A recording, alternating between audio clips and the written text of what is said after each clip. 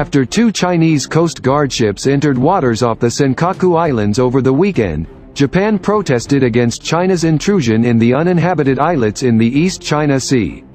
Tensions have escalated between the two countries after Beijing enacted legislation allowing its Coast Guard to use weapons against foreign ships that it views illegally entered its waters. Japan and China are locked in a dispute over the islands in the East China Sea, which Tokyo calls the Senkakus and Beijing the Diaoyu. The islets are administered by Japan. However, Beijing claims the islands as its own. We made a strong protest through diplomatic routes both in Tokyo and Beijing, strongly demanding that they immediately stop their moves to try to approach Japanese fishing vessels and that they swiftly leave the territorial waters, Japanese government spokesman Katsubonu Kato said, while adding that the country has repeatedly demanded they leave while ensuring safety of fishing vessels. Japan can never tolerate such moves, the Japanese government spokesman said. The United States Defense Secretary Lloyd Austin had earlier said the country remains opposed to any unilateral attempts to change the status quo in the East China Sea amid tensions with China. The current Biden administration has continued the same line as the previous Trump's government, which had said that Beijing's maritime claims in the South China Sea was completely unlawful. Meanwhile, U.S. conducts first South China Sea Freedom of Navigation op under Biden. The U.S. Navy completed Friday its first Freedom of Navigation operation, FONOP, in the South China Sea since President Joe Biden took office, a move criticized by the Chinese military as seriously violating China's sovereignty and security.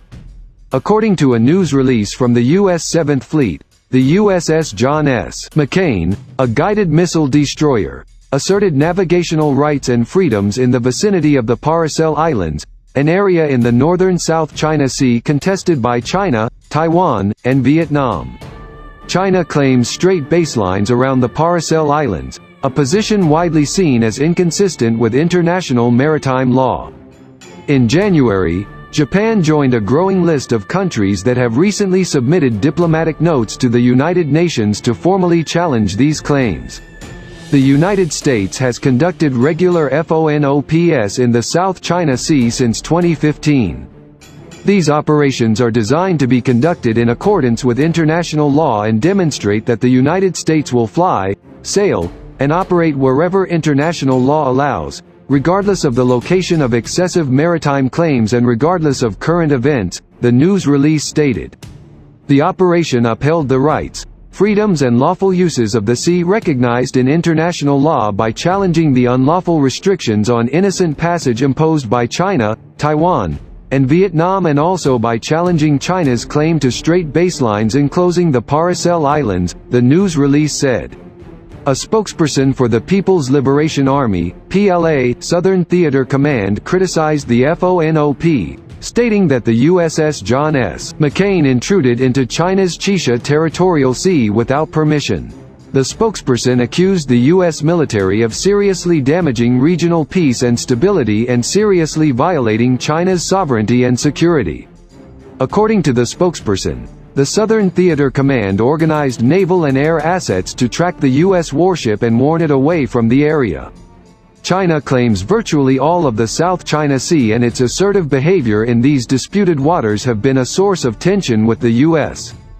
Friday's FONOP was the latest indication from the Biden administration that it is sustaining U.S. policies that challenge China's claims and promote what Washington calls a free and open Indo-Pacific. In a call Thursday with Vietnamese Foreign Minister Pham Binh Minh, U.S. Secretary of State Antony Blinken reiterated that stance. Vietnam is the most assertive among the Southeast Asian nations that challenge China's South China Sea claims.